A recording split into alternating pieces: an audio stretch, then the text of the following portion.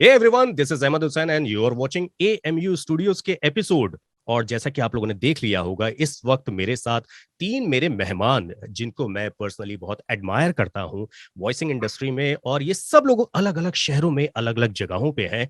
मैं मुझको तो आप लोग जानते ही हैं, जो थोड़ा बहुत मुझको जानते हैं, लेकिन आज मैं कुछ लोगों से आप लोगों को मिलाना चाहता हूं, उन लोगों के जिंदगी के बारे में। वो लोग किस तरीके से इस इंडस्ट्री को सोचते हैं, किस तरीके से काम कर रहे हैं, किस तरीके से इस इंडस्ट्री को अडॉप्ट करके रखा हुआ है, और इस इंडस्ट्री ने इन लोगों को गोद लेके रखा हुआ है आज की डेट में, अगर मैं ये देखा जाऊं। और सच बात बताऊं तो ये सब के सब, इनके पीछे सिर्फ एक ही चीज जुड़ी हुई है, इनकी आवाजें। और ये अपनी आवाज के थ्रू ही लोगों तक पहुंचे हैं, लोगों के दिलों तक पहुंचे हैं। तो सबसे पहले मैं इंट्रोड्यूस करना चाहूंगा गगन पाठक जी को, जो कि आगरा से हैं। गगन ने 10 साल रेडियो स्टेशन में काम करके as an RJ, as an voice artist, अलग अलग तरह के सेक्टर में रेडियो की तरह काम करने के बाद में अब ये फुल टाइम एक वॉइसिंग इंडस्ट्री में, यानी कि एक आवाज के थ्रू अपने लोगों तक पहुंच रहे हैं और वॉइसिंग के ऊपर ही सारा काम कर रहे हैं। ये full flash voice over artist हैं, इस वक्त आगरा में है, और मुंबई, आगरा, आगरा मुंबई, और लोगों के दिलों तक तो ये पहुंच ही रहे हैं। बहुत सारी जगहों पे आप लोग इनकी वॉइसेस सुनते होंगे, ऑडियो बुक्स हो गई, एड्स हो गए, नरेशंस हो गया।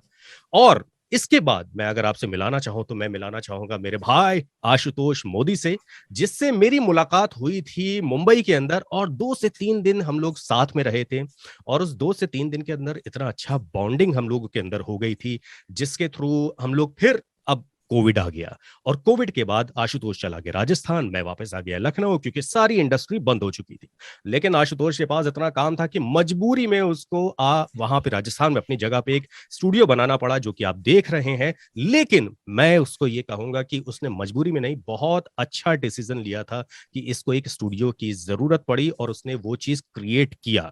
और आज के डेट में ये बॉम्बे भी आते हैं, वहां पे भी रिकॉर्ड करते हैं, चाहे वो नेशनल ज्योग्राफिक हो, चाहे वो नेस कैफे हो, चाहे वो अलग अलग एड्स हो। अभी इनके बारे में हम लोग बात करेंगे। और मतलब एक एक एक ऐसी आवाज, जब आप उनकी आवाज को सुनेंगे तो शायद मैं कहता हूं कि माइक से निकली हुई वॉइस वॉइस में, इनकी आवाज में एक ऐसी कशिश है कि मंत्रमुग्ध हो जाता है। तो ये आशुतोष की एक खूबसूरती है। और इसके साथ में मैं अगर बात करूं, मेरी पर्सनल फेवरेट, और मैं बहुत सारी जगहों पे इनको एडमायर करता हूं, इनकी वॉइस को, इनके टैलेंट को। और बहुत सारे ग्रुप्स में ये हैं, जो वॉइसिंग ग्रुप्स कहते हैं जिसको हम लोग। और इसमें जब ये अपने एक्सपीरियंस शेयर करती हैं, तो मैं भी उस एक्सपीरियंस को सुनता हूं। और शायद मैं कोई रिप्लाई इसलिए नहीं कर पाता कि मैं इसके आगे क्या जवाब दूंगा। और वो है बनाइफर मिर्जा, जिनकी वॉइसेस आप लोगों ने कितनी जगहों पर, आप लोगों ने इनकी वॉइसेस को सुना होगा, इनके एड्स आप लोगों ने देखे होंगे। अगर मैंने तो वैसे लिस्टिंग करके रखी है इनके एड्स की, ये कहाँ कहाँ पे इन्होंने कौन कौन से एड्स वगैरह वगैरह। और ये मुंबई से है, और ये प्रॉपर जो है वो हम जैसे हम सब लोग बाहर से आकर मुंबई को अडॉप्ट किया हम लोगों ने। She is born in bottom in Mumbai, और इन्होंने वॉइसिंग इंडस्ट्री में अपनी वॉइस के थ्रू लोगों के दिलों को छुआ है। Tanishq, Reliance, Flipkart, amazon India, UNESCO, Sterling Holidays, Tata, Asian Paints, और तमाम, मैं अभी गिनाने बैठूंगा तो बहुत सारे टाइम हो जाएगा उसके लिए। तो मैं बस यही कहूंगा कि बनाइफर जी, मैं आपका फैन था, मतलब हूं अभी भी। और जैसे कि आप लोग मुझे जानते हैं, मैं भी एक छोटा मोटा वॉइस आर्टिस्ट हूँ, एक साउंड इंजीनियर कह सकते हैं मुझे। और मैं भी सीख रहा हूँ आप लोगों के थ्रू। तो हाउ आर यू ऑल, कैसे हैं आप सब लोग? तो एक एक करके हम लोग बात करते हैं।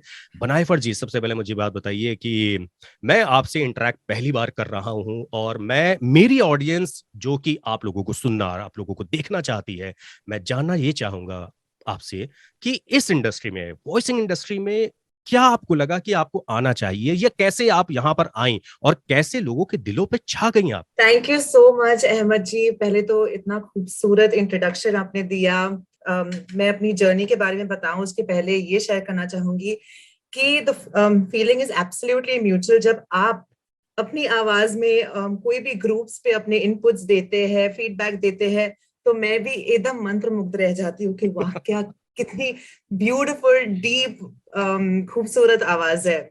So the feeling is absolutely mutual. मैं प्राइमरीली एक राइटर हूँ, लाइफस्टाइल राइटर। मैं 2011 तक एक पब्लिकेशन हाउस में काम कर रही थी, और मुझे लगा कि मुझे कुछ और सेकंड करियर भी चाहिए अपनी लाइफ में।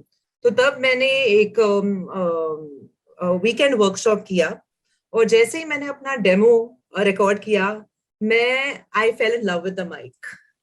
लेकिन उस टाइम आई वुड से 2017 तक, 2017 तक एक एक एक तरफा प्यार था। से मैं माइक को बहुत बहुत प्यार करती थी। वो इतना मुझे नहीं पसंद करता था क्योंकि इतना सारा काम नहीं आया था। लेकिन 2017 के बाद ऐसे छप्पड़ फाड़ के काम आया। आप डिजिटल एड्स बोलो, आप ऑडियो बुक्स बोलो, क्योंकि वो टाइम 2015-16 के बाद जो डिजिटल स्पेस है वो बहुत ज्यादा बढ़ गया। बिल्कुल ऑडियो बुक्स आने शुरू हो गए कि 2017 के बाद पूरा लाइक पूरी काया पलट गई। नेटफ्लिक्स आ गया, अमेजोन इंडिया आ गया। बिल्कुल। तो it's the pre and the post phase of the digital era. And हाँ, सो ये रही है मेरी journey with of a lot of patience, perseverance and passion.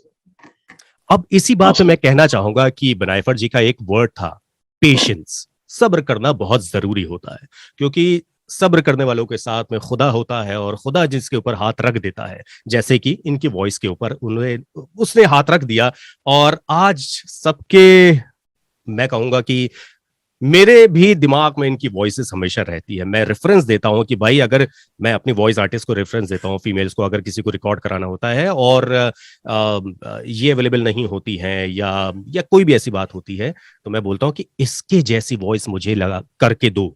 तो रेफरेंस के तौर पे मैं आपकी वॉइस देता हूं सबको। गगन, कैसे हैं आप? Thank you. गगन आगरा जी से हैं। भाई, मैं बहुत बढ़िया हूँ। और गगन, कैसे भाई 10 साल रेडियो में काम करने के बाद यहाँ वॉइसिंग इंडस्ट्री में फुल फ्लैश कैसे यहाँ पे आ गए? भाई देखिए, रेडियो में काम करते करते सीखा तो मैं सारा कुछ रेडियो से ही हूँ। उसका पूरा जो श्रेय जाता है वो रेडियो को ही जाता है, क्योंकि वहां से मैंने गलतियां करना सीखा और गलतियां सुधारना सीखा। जब मैं शुरुआत में आया था रेडियो में, तो मैं फिर बोलता था फिर। हाँ। तो मैं जब सेलिब्रिटीज के इंटरव्यू लेता था, फिर मैं गाने सुनने लग गया। तो फिर मैंने देखा कई सेलिब्रिटीज ने भी वही गलती कर रखी है, जैसे कि टूटा टूटा एक परिंदा ऐसे टूटा कि फिर उड़ ना पाया। तो मैं जब सेलिब्रिटीज के इंटरव्यूज किए, तो मेरा प्रोनाउंसिएशन भी सबसे ज्यादा ध्यान चला गया। कोई भी गाना मैं सुनूं तो सबसे पहला ध्यान मेरा तलफ्फुज पे जाता था कि इसका प्रोनाउंसिएशन सही है या नहीं। फिर मैं अपने प्रोनाउंसिएशन को सुधारने लग गया। और जब मैं रेडियो इंडस्ट्री में शुरुआत में, जब नए नए रेडियो जॉकी बनते हैं, तो क्या है, वॉइस ओवर्स वगैरह जो कमर्शियल्स होते हैं वो नहीं दिए जाते हैं, लेकिन मुझे वो चीजें जल्दी से दी जाने लगी, क्योंकि तब मेरी आवाज इतनी भी ज्यादा भारी नहीं थी जितनी कि अब हो गई है। लेकिन उसके बावजूद भी मतलब मैं ऐसे एड्स करने लग गया था, और मैं काफी एडमायर किया जा रहा था उस टाइम पे। तो ये तो सब मुझे कुछ लग गया कि हाँ भाई। ये सब कुछ आगरा में ही हो रहा था? जी हाँ, सब कुछ आगरा में हो रहा था। और जब मैंने रेडियो ज्वाइन किया था, तो मुझे ये नहीं पता था कि मतलब मैं आगरा में ही रहूंगा। मुझे ओके। लगा मैं कभी मुंबई या दिल्ली चला जाऊंगा, लेकिन उसके हम्म। बाद फिर मैं आगरा ही में रहा। ऐसा नहीं, मैंने बहुत जगह अप्लाई किया, सब कुछ किया। लेकिन उसके बाद क्या है ना, मुझे ये समझ में आने लग गया कि मेरा ये जो स्टोरी नरेशन का है ना, और यही सब चीजों में मुझे सबसे ज्यादा मजा आने लग गया। किसी चीज को पढ़ना, है ना, सबसे ज्यादा मुझे मजा इसी में आने लग गया। मैं जो अपना शो करता था उसके बारे में भी ट्रिवियाज वगैरह बताना। तो मुझे सबसे ज्यादा जो अच्छा काम लगा वो यही लगा कि मुझे वॉइस ओवर्स करना चाहिए। और तब मुझे कुछ मालूम नहीं था, तो एक आध जो वॉइस ओवर्स वगैरह मुझे कहीं से मिल जाते थे, तो बड़े दिल से करता था मैं। उसके बाद मुझे रेडियो करते करते, रेडियो में फिर ऐसा एक टाइम आया 2018 में, 18 तक ऐसा आ गया कि रेडियो इंडस्ट्री में एक फेड डाउन होने लग गया। वो सही बात, इंक्रीमेंट नहीं बिल्कुल हो सही रहे बात। हैं, 18 के सैलरी आसपास तो रेडियो इंक्रीमेंट नहीं डाउन हो हो रही रहा था, बिल्कुल हो रहा था। है ना, कुछ भी नहीं, और सब लोग इधर उधर जा रहे हैं।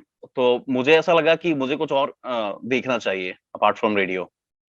तो फिर मैंने मुझे एक ऑनलाइन यूट्यूब पे ऐसी वीडियो देख रहा था, तो मुझे fiverr.com के बारे में पता चला। हम्म। और उस पे मैंने अपना प्रोफाइल बनाया, अपना गिग बनाया। और गिग पे मैंने बिल्कुल, मुझे लगा कि पहला ही इंप्रेशन अपना जो है बहुत ही हैवी सा रखना है। मैंने उसमें हिंदी और उर्दू का अपना जो है, मैं एक तथाकथित विलक्षण तथा अध्ययन प्राण क्षमता वाला व्यक्ति हूँ, मेरी उदूर विलासिता हिंदी और उर्दू में मेरे पास है उड़ियां धड़कता दिल और शान मतलब पूरा मैंने ऐसा रखा अपना इंट्रो, कि जो भी उसको सुनता था, तो वो ये तो जरूर कहता था कि हाँ भाई, आपका बहुत भारी भरकम है, लेकिन हमें हमारा ये वॉइस ओवर करा रहा है ना। तो वो भी उससे मुझे बहुत अच्छा रिस्पांस मिला। जो भी क्लाइंट मुझे आया, वो 5 स्टार रेट करते थे, मैं उसका पोस्ट करता था फेसबुक, वो अच्छा था। उसके बाद धीरे धीरे धीरे धीरे धीरे धीरे वो चीज मेरा उस पे ओवरलैप होने लग गया रेडियो पे। मेरे पास बड़े बड़े प्रोजेक्ट्स आने लग गए। है ना। शुरुआत में मैं आपको बताऊंगा कि मैंने उस रेट पे काम किया, टू बी वेरी ऑनेस्ट, जिस रेट पे मुझे रिग्रेट होता है कि मैंने इस रेट पे भी काम किया, है ना। सबको लेकिन होता है। धीरे धीरे, हाँ, धीरे धीरे मैं अपने टर्म्स पे आ गया। ये समझ में आ गया कि अब रेडियो और ये फ्रीलांसिंग साथ में नहीं हो पाएगी, इसलिए मैंने रेडियो क्विट कर दिया and now I am here. चलिए, बहुत अच्छा किया गगन कि आपने, मैं ये तो नहीं कहूंगा कि रेडियो क्विट करके आपने बहुत अच्छा किया, लेकिन आपने इस करियर को छोड़ा नहीं, इस करियर को लेके आगे बढ़े। ये बहुत अच्छी बात है, क्योंकि बहुत सारे आर्टिस्ट के बीच में क्या होता है, बहुत सारे अप्स एंड डाउन्स चलते रहते हैं कि भाई आज काम चल रहा है तो बहुत अच्छी सारी चीजें होती हैं, कभी कभी ऐसे थॉट्स ब्रेक्स हो जाते हैं कि छोड़ो यार कुछ और करते हैं, सारी चीजें करते हैं। तो लोगों के बीच में दिमाग ये आता है कि चलो कुछ और करते हैं, और जब वो कुछ और करने लगते हैं तो वहां से दिमाग डाइवर्ट होना शुरू होता है, और उसके बाद वो आर्टिस्ट कहाँ जाता है उसका खुद को भी नहीं पता होता, कि ना तो वो काम ढंग से कर पा रहा होता है, और ना ये काम जो उसने ढंग से छोड़ दिया होता है उसको भी छोड़ पा रहा होता है। तो आशुतोष मोदी जो कि राजस्थान में अभी हैं, और आशुतोष मैं देख रहा हूँ कि तुमने प्रॉपर एक जगह बना रखी है जहां से तुम रिकॉर्ड करते हो सारी चीजें, अपनी सारी चीजें लोगों को रिकॉर्ड करके पहुंचाते हो। कैसे कैसे इस इंडस्ट्री में कैसे आए, मैं जानना चाहता हूँ भाई, क्या तरीका था उसका, क्या सिस्टम था? देखिए, मेरा मेरा इस इंडस्ट्री में आने का सिंपल और मतलब बहुत ही बिलीवेबल है, क्योंकि मैं करता था थिएटर, मुझे बड़ा शौक था एक्टिंग का। तो मैं मुंबई में करता था अस्मिता थिएटर के साथ, मुझे बड़ा मजा तो आता था, लेकिन वो क्या होता है ना कि इकोनॉमिकली रिवॉर्डिंग नहीं है। So you spend your time, आप उसमें 6-7 घंटे एवरीडे दे रहे हो, बट उसमें यू डोंट अर्न एनीथिंग, लेकिन सीखने को बहुत कुछ मिलता था वहां पे। तो वो जो परफॉर्मेंस कैसे करते हैं, कैरेक्टर्स को कैसे समझते हैं, डिक्शन क्या होता है, क्या इंपॉर्टेंस होती है, पिच की क्या इंपॉर्टेंस होती है, स्क्रिप्ट को रीड कैसे करते हैं, how to read between the lines, आपका ऑडियंस कौन है उसको समझना। तो थिएटर से मुझे जो है ना वो आर्ट फॉर्म की बहुत अच्छी नॉलेज वहां से हो गई थी। लेकिन वही बात है, थिएटर में अर्न आप नहीं कर सकते, it's not a economically rewarding career. तो इनिशियली स्टेज में नहीं एक कर जो सकते। नेचुरल कहते हैं ना ट्रांजिशन होता है, जी, लेटर स्टेज में भी बहुत कम अपॉर्चुनिटीज हैं उसमें, लेकिन बहुत कम है, मतलब you can not rely on the theatre as a career. तो क्या होता है कि थिएटर में बहुत सारे लोग होते हैं, उनसे मुलाकात होती रहती है, और मेरे थिएटर के बहुत सारे लोग हैं वो वॉइस इंडस्ट्री में डबिंग में ऑलरेडी थे। तो ओके। उनसे धीरे धीरे पता तो लगा कि ये ऐसा कुछ करियर होता है, लेकिन कभी करने का मौका नहीं मिला। फिर जैसा बिनाइफर ने कहा, वैसे ही एक वीकेंड वर्कशॉप हुई, तो मैंने वो वीकेंड वर्कशॉप अटेंड की, डबिंग की वर्कशॉप थी वो। तो वहां मुझे पहली बार पता लगा कि अच्छा ये एक माइक होता है, एक स्टूडियो होता है, और ऐसे डबिंग करते हैं, और हमारी आवाज ओवरलैप करके हम जो थिएटर में और जो सुनते हैं वो वहां से आती है। तो लेकिन वो वीकेंड वर्कशॉप थी, 2 दिन में आप क्या सीख सकते हो। तो 2 दिन में हम लोगों ने वहां पे हालांकि अच्छा इंट्रोडक्शन हुआ, बट बहुत कुछ वहां से हम सीख नहीं पाए। और फिर धीरे धीरे धीरे करके जब वो इंट्रोडक्शन हुआ तो मैं इस चीज को और एक्सप्लोर करने लगा, और इसी बीच आपसे मुलाकात हुई मेरी, और 2-3 दिन जो हमने साथ बिताए उसमें मुझे इस इंडस्ट्री के बारे में इतनी इंसाइट्स मिली, और मुझे पता लगा कि अच्छा इस इंडस्ट्री में करियर बनाया जा सकता है, बिल्कुल। And you can earn your bread and butter from this industry. तो लॉकडाउन लग गया तो वो बात वहीं पे रुक गई, हमें यहाँ पे वापस आना पड़ा। लेकिन चूंकि काफी कुछ एक्सप्लोर मैं कर चुका था, और कुछ स्टूडियो से भी मेरा कनेक्ट ऑलरेडी हो चुका था, तो काम मेरे पास आ रहा था। तो काम मैं करता था वहां, पहले स्टूडियोज में जाके करता था, लेकिन फिर जैसे जैसे लॉकडाउन हुआ तो धीरे धीरे काम होम स्टूडियोज पे मूव होने लगा।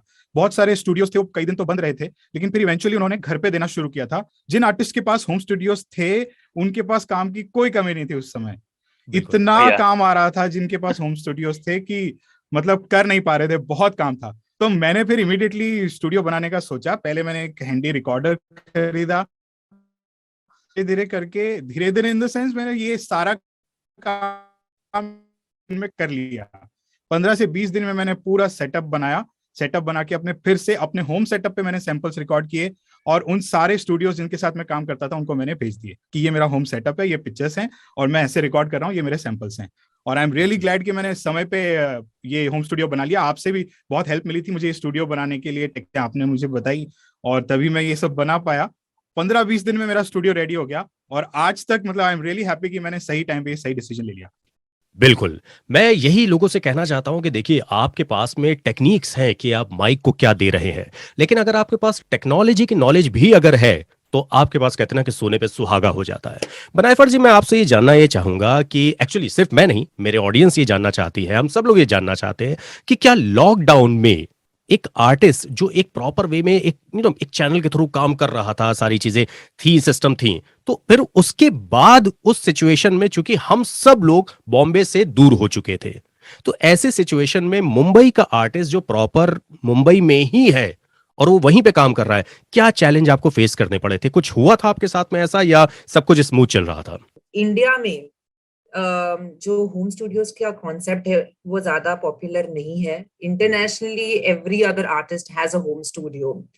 बॉम्बे में आप घर के साइजेस बहुत छोटे होते हैं, तो वहां पे होम स्टूडियो कहाँ पे बनाए, और तो इसलिए मेरे पास भी अभी तक होम स्टूडियो यानी कि पूरा लाइक बना बनाया स्टूडियो नहीं है जैसे कि आशुतोष जी के पास है या आपके पास है। लेकिन मैंने एक बहुत ही बेसिक, इतना बेसिक भी नहीं, रोड एंटी यूएसबी माइक खरीदा जी। और जैसे बोलते हैं ना मुंबईया लैंग्वेज में, जुगाड़ करना शुरू कर दिया। तो मैंने पहले तो आई थिंक मेरे घर के ईच एंड एवरी पार्ट में सिवाय बाथरूम और टॉयलेट के एक्सपेरिमेंट किया कि कहाँ पे आवाज अच्छी आ रही है। क्योंकि मोटा मोटा कैसे होता है कि दो टाइप्स के साउंड होते हैं। एक्सटर्नल साउंड होता है जो बच्चा रो रहा है, बर्तन गिर रहा है, हॉर्न बज रहा है, और सेकंड होता है रूम साउंड, यानी कि बहुत खाली room is also not good क्योंकि फिर हॉलो साउंड आता है। बिल्कुल। तो वो छोटी छोटी चीजें, बहुत फॉर्चुनेट थी कि पहले तो माइक मिला, बहुत फॉर्चुनेट हूँ कि बहुत सारे अच्छे साउंड इंजीनियर फ्रेंड्स हैं, बहुत सारे अच्छे वॉइस आर्टिस्ट फ्रेंड्स हैं जिनके पास माइक था पहले से, और उन्होंने मुझे बेसिक बेसिक टिप्स दी, जैसे कपड़ा अब्जॉर्प्शन अच्छा करता है, cloth is a good absorption material, metal से जितना दूर हो सके उतना दूर रहे, अपने अलमेरा में आप रिकॉर्ड कर सकते हैं। तो ये छोटी छोटी टिप्स एंड ट्रिक्स। और मैं कैसे करती हूँ कि मैं अभी तक मैं बहुत सारा होम रिकॉर्डिंग करती हूँ, और लास्ट ईयर तो इस साल से ज्यादा आई वुड से एकदम। और जो जिनके पास पहले माइक आ गया या स्टूडियो सेटअप कर पाए घर पे, those were the real winners, उन लोग के पास काम की कोई कमी नहीं थी।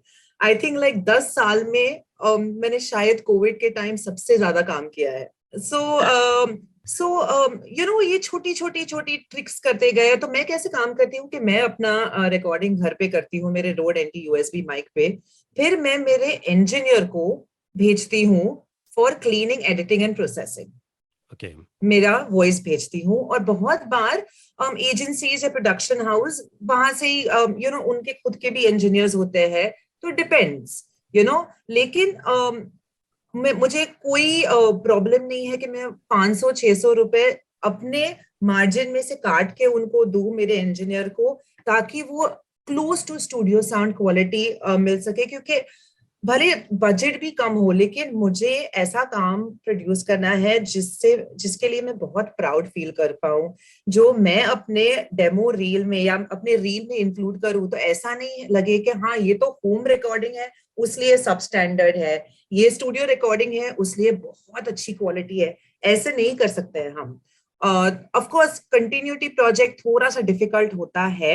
एड्स और छोटे छोटे कॉर्पोरेट एवीज बहुत ज्यादा इजी होते हैं होम रिकॉर्डिंग से, क्योंकि कंटिन्यूटी प्रोजेक्ट जैसे आप ऑडियो बुक ले लो या लंबे लंबे ई लर्निंग मॉड्यूल्स ले लो, तो तकलीफ होती है क्योंकि वो एग्जैक्ट पोजीशन आपको याद करना पड़ता है, वो 300, 400, 500 पेजेस की ऑडियो बुक के लिए, वर्सेस 1 या 2 पेजेस का कॉर्पोरेट एवी या 1 लाइन का छोटा सा एड। सो लकीली नहीं, इतना प्रॉब्लम नहीं हुआ, बिल्कुल प्रॉब्लम नहीं हुआ। लेकिन ऐसे बहुत सारे आर्टिस्ट और कॉलीग्स हैं जो इतने लकी नहीं है, जिनको आइदर मॉनेटरी कोई रिस्ट्रिक्शंस थे, नहीं तो बहुत सारे पर्सनल रिस्ट्रिक्शंस थे जिसके कारण उन लोग नहीं कर पाए होम स्टूडियो। और कोविड के टाइम उन लोग ने सोचा कि कोविड हो या ना हो, मैं जॉबलेसनेस और भूख से मरूंगी या मरूंगा, तो चलो मैं जाती हूँ स्टूडियो, काम करती हूँ।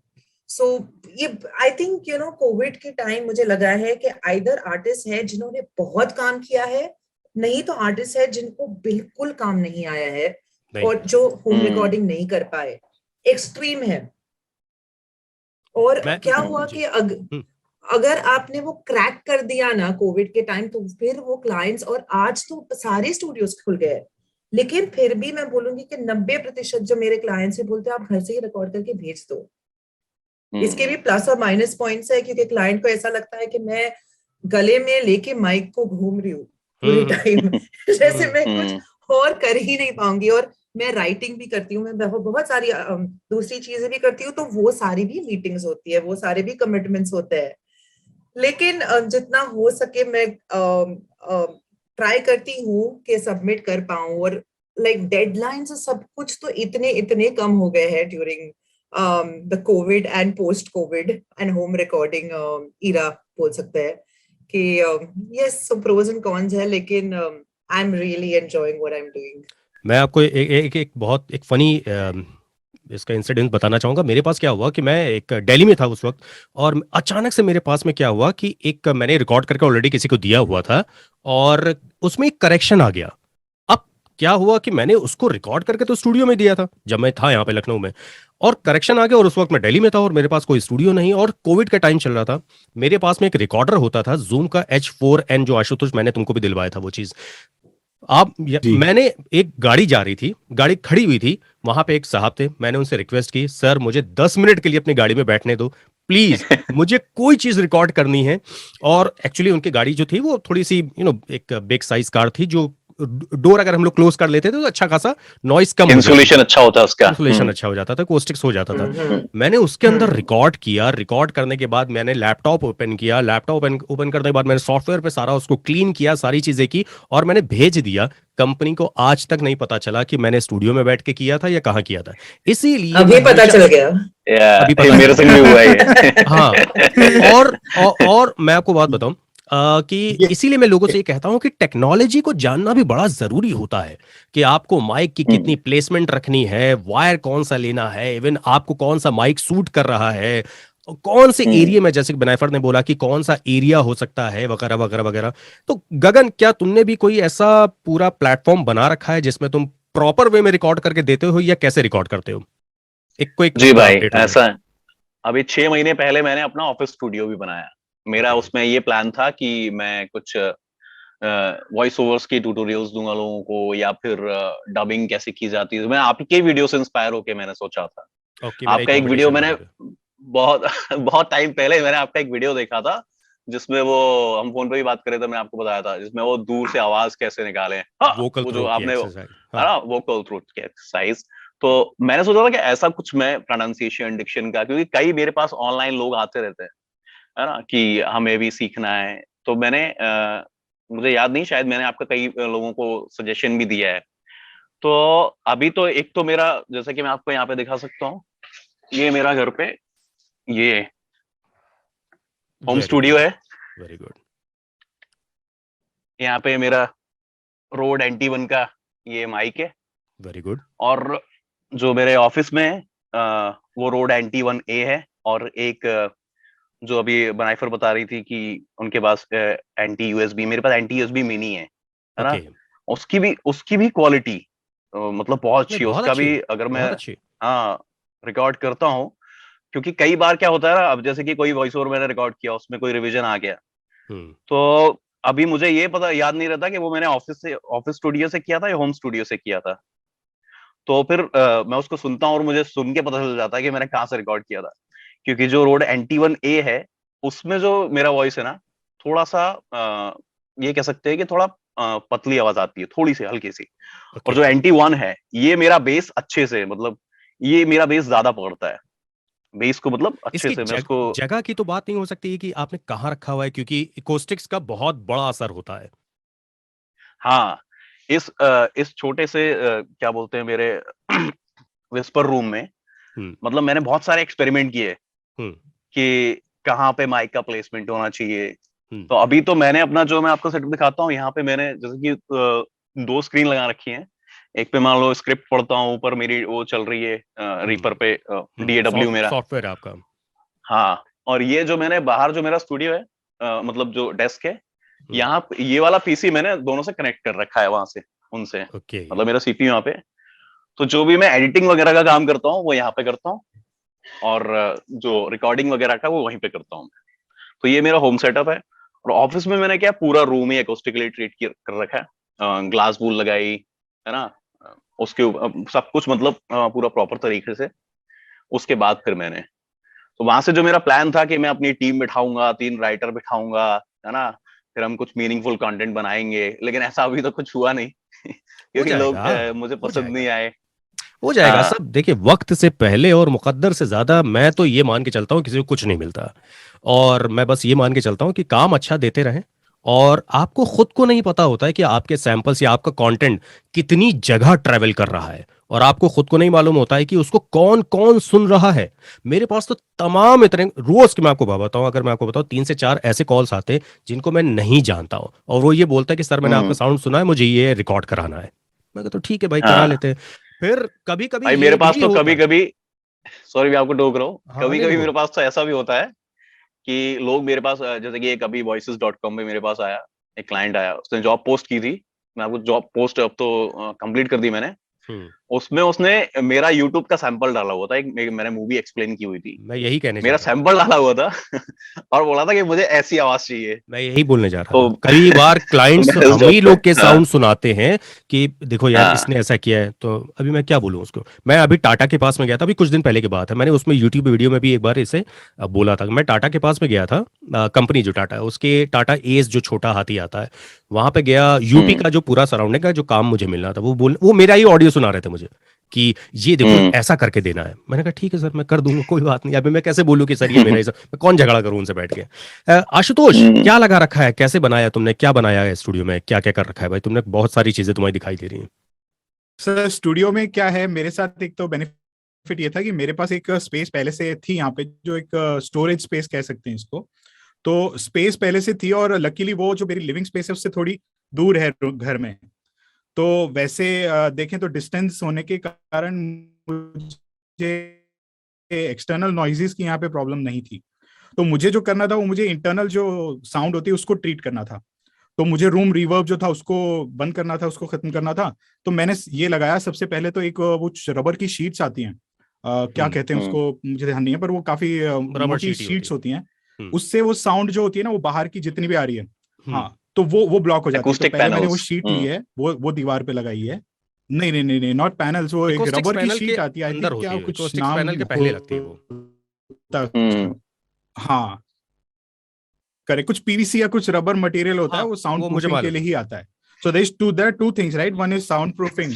तो साउंड प्रूफिंग के लिए मैंने सिर्फ वो शीट लगाई है वॉल पे, और उसके ऊपर मैंने जो ये आप देख रहे हैं, ये पैनल्स लगाए हैं, ये फोम पैनल्स हैं, जो हम्म। एमएमटी अकूस्टिक्स के आप हम्म। वेबसाइट से भी ऑर्डर कर सकते बहुत हैं, सारी जगहों पे अमेजोन मिल जाते हैं। पे भी अवेलेबल है। हम्म हम्म। तो इससे रिवर्ब काफी कंट्रोल हो गया।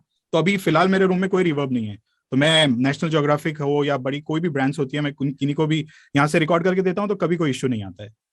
और टेक्निकली वैसे देखें तो मैं Sontronics का STC20 माइक यूज कर रहा हूँ। और भी मेरे पास माइक्स हैं 2-3, लेकिन मेरा पर्सनल फेवरेट यही है, तो मैं मोस्टली इसी को यूज करता हूँ। और मेरे पास फोकसराइट का Scarlett 2i2 का इंटरफेस है। हम्म। और इसके अलावा एक मिक्सर है जो मैं कभी कभी यूज करता हूँ, अदरवाइज मैं हमेशा इसको यूज नहीं करता हूँ। ये बट माइक कौन सा है? फोकसराइट Scarlett और Sontronics STC20, ये ये माइक कौन सा है? Sontronics STC20 का माइक है। ओके। कौन सा? जो अभी लगाया आपने। जी, या आई हैव नेवर हर्ड हाँ ऑफ इट। हाँ हाँ। हाँ, ये वही है। रायफर जी, एक मुझे बात बताइए कि जब आपके पास कोई स्क्रिप्ट आती है, तो वो आती तो बिल्कुल एकदम इस तरीके से है, क्योंकि एक राइटर ने जब वो लिखा होता है, तो आपके दिमाग में क्या चलता है, कैसे उसको पोर्ट्रे करना है, किस तरीके से हम लोग को उसको प्रोड्यूस करना है, कैसे वॉइसिंग करनी, वॉइस कैसे बनानी है, किस तरह का उसका उसका एक चार्म रहेगा, जो आप क्या सोचते, क्या दिमाग में चलता है आपके?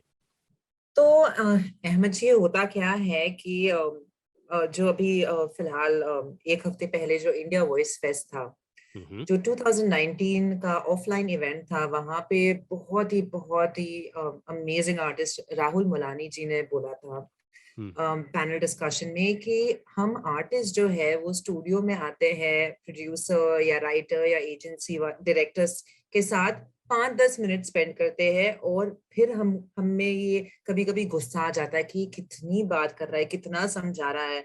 लेकिन ये बहुत बहुत इम्पोर्टेंट है कि हम ये रिस्पेक्ट करें कि जो हमारे पास जो स्क्रिप्ट 5 मिनट पहले आई, प्रोबेबली वो डायरेक्टर या राइटर या एजेंसी वालों ने वो स्क्रिप्ट के साथ पिछले 5-6 महीने गुजारे हैं। बिल्कुल तो इसलिए वो पहले तो वो ब्रीफ सुनना बहुत ही इम्पोर्टेंट है।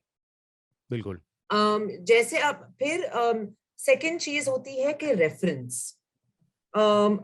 एक चीज मैं क्लाइंट्स को, जो भी शायद क्लाइंट्स है जो आपका ये सेगमेंट सुनेंगे, मैं उनको रिक्वेस्ट करना चाहूंगी कि अगर आप फीमेल आर्टिस्ट को अप्रोच कर रहे हैं तो प्लीज मेल सैंपल्स मत दीजिए उनको, मत दीजिए। या मेल आर्टिस्ट को अप्रोच कर रहे हैं तो फीमेल सैंपल्स मत दीजिए।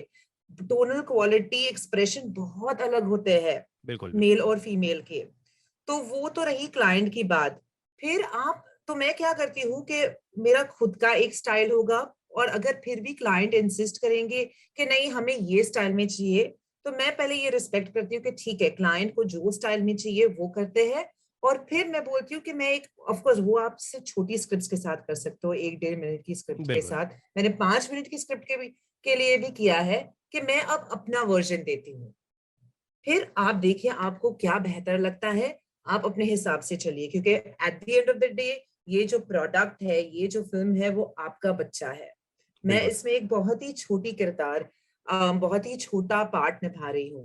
तो I leave it to them. लेकिन एज एन आर्टिस्ट मुझे लगता है कि ये मेरी रिस्पॉन्सिबिलिटी है कि मैं जो मेरी लर्निंग है अबाउट द क्राफ्ट वो प्रोबेबली अगर शेयर कर सकूं without being arrogant. So not, I can't say that, no, I don't think your brief is making sense. I can't say that. I respect your brief. I will do it according to your brief. लेकिन मैं ये भी option आपको देती हूँ.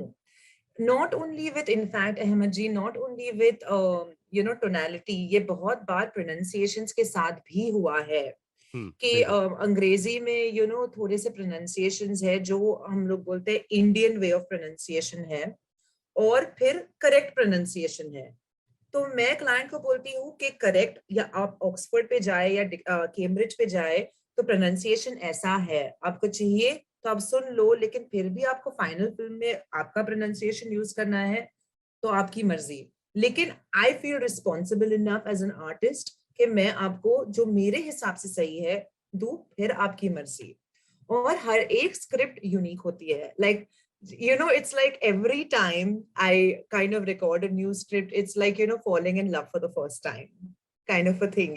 So every script is unique, and every कभी-कभी like आप और मैं जानते हैं कि, और I think आशुतोष और गगन भी अग्री करेंगे कि कभी-कभी दिन में 3-4-5 रिकॉर्डिंग्स होते हैं बैक टू बैक, और जो चौथी रिकॉर्डिंग होती है आपके पास बिल्कुल ताकत नहीं बची है, लेकिन फिर भी माइक के सामने आते ही आपको इतनी एनर्जी लानी पड़ती है, इतना जोश लाना पड़ता है, क्योंकि आप अपने क्लाइंट को बोल नहीं सकते हो कि ये तो मुझे, आप ये 5वीं रिकॉर्डिंग है दिन की, तो मैं बहुत थक गई हूँ। तो ये है commitment and dedication towards the craft. मैं एक एग्जांपल की देना चाहूंगा आप लोगों को। मैं उरी का, ये जो विक्की कौशल वाला जो मूवी आई थी, इसको रीडब हो रही थी, और उसमें हर कोई आर्मी पर्सन जो कोई भी बात भी कर रहा है तो बिल्कुल एनर्जी के साथ उसको करना है, और टोनैलिटी उसको ऐसी रखनी है कि बिल्कुल एकदम एक हाई पे, उसको एक पिच पे जाके परफॉर्म करना था। और उस वक्त वो बज रहे थे रात में करीब 11-12 के आसपास, और दिन भर हम लोग थके हुए सारी चीजें। लेकिन जब स्टूडियो के अंदर जाते हैं और माइक जब हाथ में आता है और हेडफोन कान में लगता है, डायरेक्टर एक बार आपको कहता है कि चलो ठीक है टेक करते हैं, और उसके बाद आपके अंदर एक आत्मा ऐसी घुस जाती है कि फिर लगता है कि यार सब कुछ बेहतर हम लोग कर लेंगे। तो मुझे लगता है कि ये सारी चीजें जो हैं ये एक्सपीरियंस का खेल है, कि बहुत सारे लोगों को थकान महसूस होती है। मुझको माइक पे जाते एक ऐसी एनर्जी मिल जाती है कि मुझे लगता है कि यार ये सारी चीजें करनी चाहिए। अच्छा आशुतोष, मैं तुमसे पूछना चाहूँ, जब कोई स्क्रिप्ट तुम्हारे पास आती है तो क्या देखते हो उसमें सबसे पहले? और ये ऑडियंस जानना चाहती है, जितने भी नए लोग इस इंडस्ट्री में आ रहे हैं, जितने भी एस्पायरिंग वॉइस आर्टिस्ट हैं जो अभी शुरू कर रहे हैं, तो उनको क्या कहना चाहोगे कि स्क्रिप्ट में क्या ढूंढना चाहिए? कोई एक नई स्क्रिप्ट जिसके बारे में तुमको भी नहीं पता है, एक बैग सुबह सुबह तुम्हारे पास मेल आ गया, तो सबसे पहले तो क्या होता है कि जब स्क्रिप्ट आती है उससे पहले, जैसे बिनाफर ने कहा, एक ब्रीफ होना जरूरी है. So there should be a call with the client at least. आप मिल नहीं पा रहे हो but there should be a call with the client और द डायरेक्टर. पता लगे कि वो एक्सपेक्ट क्या कर रहे हैं, ऑडियंस क्या है, मतलब उस स्क्रिप्ट होना चाहिए. तो once you have the call and then you read the script, तो आपको you are in a position to apprehend it well. आप उसको अच्छे से समझ सकते हो कि अच्छा ये ब्रीफ था और ये स्क्रिप्ट में जो लिखा है उसका ये मतलब है और मुझे इसको ऐसे प्रेजेंट करना है. फिर आप बेसिक उसकी आप वो चेक कर लीजिए, उसमें कोई मिस्टेक तो नहीं है, आप उसको ठीक कर लीजिए. And then you mark your pauses. आपको कहाँ स्ट्रेसेस देने हैं वो आप उसमें मार्क कर लेते हैं. एंड देन मैं कैसे करता हूँ, मैं उसमें सबसे पहले एक टेक लेता हूँ. मैंने जब पॉजेस हो वो मार्क कर दिए, देन मैं सबसे पहले उसका एक टेक लेता हूँ. उसमें डेफिनेटली कुछ मिस्टेक्स होंगी. उसके बाद मैं उस टेक को सुनता हूँ और उसके बाद मैं स्क्रिप्ट में फिर मार्क करता हूँ कि मुझे कहाँ क्या ठीक करना है, कौन से वर्ड स्ट्रेसेस मैंने गलत लिए हैं, कहाँ मैंने टोन प्लस माइनस किया है या पिच मुझे करेक्ट करनी है. तो मैं अपने टेक को फिर सुनता हूँ एंड उसके बाद मैं एक टेक लेता हूँ और मोस्टली सेकंड या थर्ड टेक में मैं उसको कंप्लीट कर लेता हूँ. और ये मैं बात कर रहा हूँ शॉर्ट फॉर्मेट्स की. लॉन्ग फॉर्मेट्स में तो ये पॉसिबल है ही नहीं. लॉन्ग अगर मैं ऑडियो फॉर्मेट बुक में कर रहा तो हूँ या ई लर्निंग कर रहा हूँ तो वहां ये पॉसिबल नहीं है. अच्छा, मैं लोगों को बताना चाहूंगा तो कि long format and short format क्या चीज होती है. शॉर्ट फॉर्मेट जैसे वन लाइनर होता है कि जो हम लोग एड्स बोल देते हैं, या 1 मिनट का होता है, 1.5 मिनट 2 मिनट का होता है. लॉन्ग फॉर्मेट में हम लोगों को टोनैलिटी अपनी ओरिजिनल वो रखनी पड़ती है जिसके जिसके साथ हम लोग जी रहे हैं. ठीक है, क्योंकि हम बहुत देर तक अपनी वॉइस को बना नहीं सकते, उसको क्रिएट नहीं कर सकते, क्योंकि हम लोग मिमिक्री आर्टिस्ट नहीं है, हम सब लोग वॉइस आर्टिस्ट हैं. और मैं इस बारे में बताना चाहूंगा कि मेरे पास जब कोई क्लाइंट आता है, एक स्क्रिप्ट देता है, और मुझे सुन के, क्योंकि मेरा डायरेक्टली क्लाइंट से इंटरेक्शन होता है, मैं सबसे पहले बोलता हूँ, सर मुझ पे छोड़ दीजिए, मैं आपको बहुत बेहतर करके दूंगा. सबसे पहले मैं कॉन्फिडेंस जीतता हूँ, उसका हासिल करता हूँ इस क्लाइंट का. और उसके बाद मैं वाकई में जब उसको देता हूँ, वो ये कहता है कि मैंने तो ये सोचा ही नहीं था कि ऐसा हो जाएगा. उसकी वजह कभी कभी ये होती है कि बहुत सारे लोगों को ये पता नहीं होता है कि एग्जैक्टली उनको ऑडियो वो किस तरह का चाहते हैं. क्योंकि क्या होता है कि चलो डबिंग कोई कर रहा है तो उसके पास डायरेक्टर्स होते हैं, कंपनीज हैं या बहुत सारे उनके पास डायरेक्टर्स हैं जो उस चीज को डायरेक्ट कर रहे हैं. लेकिन बहुत सारे डायरेक्टली जो कस्टमर्स आते हैं हम लोगों के पास में, उनको पता नहीं होता है कि साउंड किस तरह का आना चाहिए. तो मैं उनसे बोलता हूँ, सर मुझ पे छोड़ दीजिए, मैं आपका बहुत ख्याल रखूंगा. आपके जो प्रोडक्ट है उसको मैं अपना प्रोडक्ट बना के बेचूंगा, आप बिल्कुल बेफिक्र रहिए. गगन, क्या करते हो, क्या तरीका होता है तुम्हारा कि एक ऑडियो को कैसे समझते हो कि जब तुम्हारे पास कोई स्क्रिप्ट आती है, क्या करते हो? तो सबसे पहले let's come back to the topic. सबसे पहले जो, जैसे कि आज का एग्जांपल लेता हूँ, आज मेरे पास एक प्रोजेक्ट आया, तो सबसे पहले क्लाइंट अपनी स्क्रिप्ट देता है, उसके बाद वो उसे जो मेरे प्रोफाइल पे जो सैंपल पड़े हुए हैं उनको सुन के वो मुझे कांटेक्ट करता है. उसके बाद वो चाहता है कि उसकी स्क्रिप्ट का सैंपल मैं उसको दे दूं. 90% काम वहां तक हो जाता है. लेकिन क्या होता है कि जैसे कि उसने कहा कि मेरा 2 मिनट का एक्सप्लेनर वीडियो है. तो फिर मैं उसको बताता हूँ कि इसका कहाँ पे आप फिर वो बताते हैं कि यूट्यूब पे एडवर्टीजमेंट चलेगा. तो मैंने बताया उसके लिए आपको ब्रॉडकास्ट राइट्स खरीदने पड़ेंगे, है ना, कि आप वहां पे मेंशन है मेरा. तो उसके बाद सबसे पहली बात, अब जैसे कि कई क्लाइंट क्या होते हैं, उनका ऑलरेडी वीडियो किसी और लैंग्वेज में होता है, मेनली इंग्लिश या कुछ भी, है ना. अब वो चाहते हैं कि सेम वीडियो पे हमें वीडियो का खर्चा ना करना पड़े, हिंदी भी उसी पे हो जाए. तो मैं उनसे कुछ मेरे FAQs मैंने बना रखे हैं ताकि मुझे री रिकॉर्ड ना करना पड़े पूरा का पूरा. तो मैं उनसे पहले ही कुछ क्वेश्चंस कर लेता हूँ कि क्या आपका ऑलरेडी इंग्लिश वाले, आप इस पे हिंदी पे नया वीडियो बनाएंगे क्या? नहीं तो आप मुझे इंग्लिश वाला ही दे दीजिए, मैं उस पर डब कर दूंगा, सिंक कर दूंगा, है ना. नहीं तो क्या होता है, कई लोग बोल देते हैं 2 मिनट का है हमारा, तो अभी मैं उसको रिकॉर्ड करके दे देता हूँ, फिर वो बोलते हैं कि आपने क्या बोलते हैं उसमें जल्दी जल्दी पढ़ दिया, आपने ऐसे कर दिया, वो बाद में बताते हैं. So to get on the same page मैं बोलता हूँ कि मेरा ये सैंपल है, ये आपकी स्क्रिप्ट से रिकॉर्ड किया हुआ छोटा सा सैंपल है, इसको आप सुन लीजिए. मैं उसमें 2-3 टाइप से रिकॉर्ड कर देता हूँ, एक लो पिच में, एक फास्ट में, एक थोड़ा पतली आवाज में, जो क्योंकि पता नहीं, क्लाइंट को भी पता नहीं रहता कई बार कि वो क्या चाह रहा है. एग्जैक्टली, मैंने मैं यही उस बोला था. हिसाब से उसको मैं अपने हिसाब से करके दे देता हूँ और most of the time they liked it. मैं भी यही करता हूँ. बनाइफर, मैं आपसे ये जानना चाहता हूँ कि जब क्लाइंट को पता नहीं होता है, अच्छा, एक एक जो सबसे बड़ा जो क्लाइंट समझता नहीं है, ये बड़ा बड़ा बड़ा दुखती रखा आपने छेड़ी. मैं वही बात पे आ रहा हूँ. बहुत दुखती रखा आपने छेड़ी. मैं ये जानना ही चाहता हूँ बनाइफर कि जब क्लाइंट को एक तो पता नहीं है, कि भाई 1 मिनट का ऑडियो भी रिकॉर्ड करने में कितने एलिमेंट्स, कितने साल की तपस्या और कितने एनर्जी और कितना टाइम लगता है। वो कहता है यार 1 ही मिनट का तो है यार, क्या कितने चार्जेस आप लोग कर ले रहे हो, ये क्या हो रहा है सारी चीजें। सामने वाला तो मुझे 500 रुपए में करके देने को तैयार है, आप ऐसा क्या मांग रहे हो जो आप इतना चार्जेस मांग रहे हो। इसके बारे में क्या कहना है, क्योंकि ये बहुत ही एक अच्छा सब्जेक्ट है, क्योंकि सामने वाले को नहीं मालूम है Yes. कि आप जो एक लाइंस आप लोग दे रहे हो ना, इसमें जो एक एक एक हम जो जान पैदा कर रहे हैं, एक क्रिएट कर रहे हैं हम अपना सब्जेक्ट, जो आपके प्रोडक्ट की एक आवाज बनेगा, और वो प्रोडक्ट उस वॉइस के साथ कितना मर्ज हो जाता है। तो ऐसे सिचुएशन कैसे हैंडल करते हो आप? तो अहमद जी, आई थिंक ये टॉपिक पे तो एक एक अलग से वीडियो ही बना सकते हो आप, पूरा एक हाँ, कॉन्वर्सेशन कर बिल्कुल, सकते हो। पूरा हाँ, दिन पूरा दिन पूरा दिन हो सकता है। बिल्कुल। पूरा दिन बात कर सकते हैं इस पे। we'll be dedicated to that point only. So I think Ahmed ji, especially मैं बोलूंगी कि कोविड के टाइम, अभी कोविड एंड पोस्ट कोविड के time, there are two types of clients. एक जो genuinely बजट नहीं है, और दूसरा जो कोविड के नाम पे बोल रहे हैं कि हमारे पास बजट नहीं हाँ, है। एक तो अरे पता है ना, किसी भी क्लाइंट के पास बजट है ही नहीं, पता नहीं क्या कर रहे हैं वो लोग।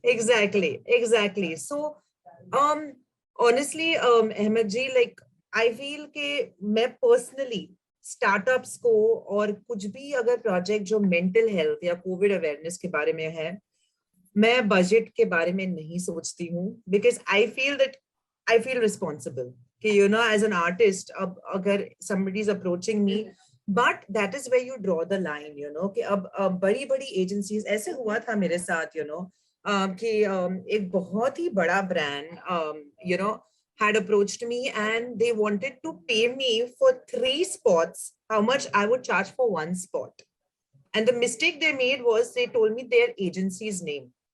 I was like, Okay. ये एजेंसी है और आप मुझे बोल रहे हो कि आपके पास बजट नहीं है। छोड़ो, तो वो एक रिस्क वो आर्टिस्ट को लेनी पड़ेगी कि you need to value yourself, क्योंकि एक बार ये स्प्रेड हो जाएगा इंडस्ट्री में कि हाँ, बेनाइफर 2000 के लिए भी बड़ा सा ऐड कर देगी, देन वो सी काम इज काम। बहुत दिक्कत। I understand that. And not only in voiceovers but even writing में मैंने देखा है कि बहुत सारे हैं जो बोल रहे हैं कि मैं फ्री में करके दूंगा या दूंगी, मैं फ्री में रिकॉर्डिंग करके दूंगी, मैं फ्री में आपको कंटेंट लिख के दूंगी, और फिर ऐसे पोस्ट पर के क्लाइंट्स आते हैं और बोलते हैं अरे तुम बहुत महंगी हो, तुम बहुत चार्ज करती हो। हाँ, तो फिर at least Ahmad ji, I think हमारा एडवांटेज है कि हमारे ऑलरेडी सेट क्लाइंट्स है, और मेरा एक रूल है कि जो पुराने क्लाइंट्स है, the clients who been there with me through my struggling period, मैं उन लोगों को बजट पूछती भी नहीं हूँ। लेकिन जो नए क्लाइंट्स है, डेफिनेटली और एक हाँ, इसमें बहुत सारी चीजें मैं इंक्लूड करना चाहूंगी, सिंस यहाँ पे बहुत सारे एस्पायरिंग आर्टिस्ट भी आपका ये वीडियो देखेंगे कि जब कोई नया क्लाइंट, जब आप रिलेटिवली नए हो इंडस्ट्री में, प्लीज वो नए क्लाइंट्स का, जो आपके लिए नया है, वो क्लाइंट्स का बराबर से बैकग्राउंड चेक कीजिए, क्योंकि एक तो पेमेंट के बजट का एक मामला है, और दूसरा है कि पेमेंट आता ही नहीं है, क्लाइंट गायब हो जाता है, काम करवाने के टाइम लाइक अभी 1 घंटे में चाहिए, और फिर आपको ऐसे महसूस करवाते हैं वो क्लाइंट के जैसे आप खुद अपने खुद के पैसों के लिए आप जैसे भीख मांग रहे हो, पीछे पड़ना पड़ता है। तो वो बहुत ही मैंने क्लाइंट को खुला बोला है कि ये बहुत ही इंसल्टिंग और ह्यूमिलिएटिंग है कि जो पैसे, जिस काम के लिए मैंने इतनी कड़ी मेहनत की, आप उसके लिए मुझे ऐसे घुमा रहे हो, इज नॉट रियली डन। वो बहुत डिसरिस्पेक्टफुल होता है। उनको लग रहा है कि 1 ही मिनट तो था, लेकिन उस 1 मिनट का ऑडियो करने में कितने साल लगे हम लोगों को वहां तक पहुंचने में। एग्जैक्टली कितने साल लगे, और कितना जैसे मैं बोलती हूँ कि इट्स नॉट ओनली कितने साल लगे अहमद जी, हम सब जानते हैं कि कोविड के time we have gone through so many ups and downs, but we have put our personal life aside and been like, नहीं, मुझे ये in the worst of moods we have recorded the happiest of scripts, so वो सब भी respect करना बहुत बहुत जरूरी है। एंड another thing is, दो another convenient reasons is, हम लोग ने वॉइस ओवर फैक्टर इन नहीं किया था, हम लोग पहले सिर्फ वीडियो करने वाले थे, हम लोग सिर्फ सुपर्स करने वाले थे, वॉइस ओवर तो हम लोग ने फैक्टर इन किया ही नहीं था। नहीं था। और दूसरा हम लोग ने किसी और से ये वॉइस ओवर करवाया, वो बाउंस हो गया, वो सिलेक्ट नहीं हुआ, तो अब आप प्लीज कर दो, हमारे पास बजट नहीं है। तो मेरा पहले तो आपने किसी और को, विद ड्यू रिस्पेक्ट, जो मेरे भी वॉइस ओवर्स रिजेक्ट हुए हैं, ऐसे नहीं है, लेकिन आप किसी और को जिसका काम आपने रिजेक्ट किया है उसको बराबर से पैसे दिए हैं, और मेरा काम जो लाइव जाने वाला है उनके लिए आपको, आपके पास बजट नहीं है, तो अब क्या बोल सकते हैं कभी। लेकिन honestly I sometimes get to the point कि ये मैं एक्सप्लेनेशन करूंगी, इससे कम तो छोटी स्क्रिप्ट है, तो चलो स्क्रिप्ट कर ही लेती हूँ मैं कह रहा हूँ, ऐसा कभी हुआ है कि क्लाइंट ने आपको ये कहा है कि बल्क में मेरे पास काम है इसलिए मुझे रेट कम दे दो? वो तो बहुत ही होता है हर बार। अच्छा, कभी किसी के संग एक चीज पूछूं मैं? हर तो बार। कभी किसी के संग उसका लॉजिक मुझे अगर आपको समझ आया हो तो उसका लॉजिक मुझे समझाइए कि जब ज्यादा काम करना है तो आपको रेट कम क्यों देगी? तो आपके पास भी बड़ा यानी क्वांटिटी में काम आ रहा है, तो आपके पास भी पैसा आ रहा होगा ना। अब मैं अभी एग्जाम्पल के तौर पे आता हूँ, लेकिन गगन कुछ कहना चाह रहा था। हाँ, मैं ये कहना चाह रहा था कि क्या आप में से किसी ने भी कभी भी किसी क्लाइंट को लॉ सूट फाइल करने की धमकी दी है? हाँ, मैंने ना लॉ सूट, मैंने ये मैं जरूर बोलना चाहूंगी कि हम बहुत ही लकी है कि हम इतने डिजिटल एज में हैं, जहाँ पे फेसबुक, लिंक्डइन एक्सेट्रा इतने एक्टिव है कि आप बहुत आराम से और आसानी से क्लाइंट्स को ब्लैकलिस्ट कर सकते हो, क्योंकि ये जो मीडिया कम्युनिटी है, वॉइस कम्युनिटी है, वो बहुत टाइट है, हम सब एक दूसरे को जानते हैं। बिल्कुल। तो आप अगर बोल दोगे तो पहले तो आप वार्न करो अपने क्लाइंट को कि आप मेरा पैसा क्लियर करो, नहीं तो मैं सोशल मीडिया पे जाके ये बोलने वाली हूँ, मैं पोस्ट कर लूंगी with screenshots, if it's a WhatsApp conversation, और ईमेल के स्क्रीनशॉट्स जो भी है, एज अ प्रूफ। इसलिए it's very very very important for new artist to not believe कि हाँ फोन पे कॉन्वर्सेशन हो गया, that is proof enough. Have everything in black and white, please.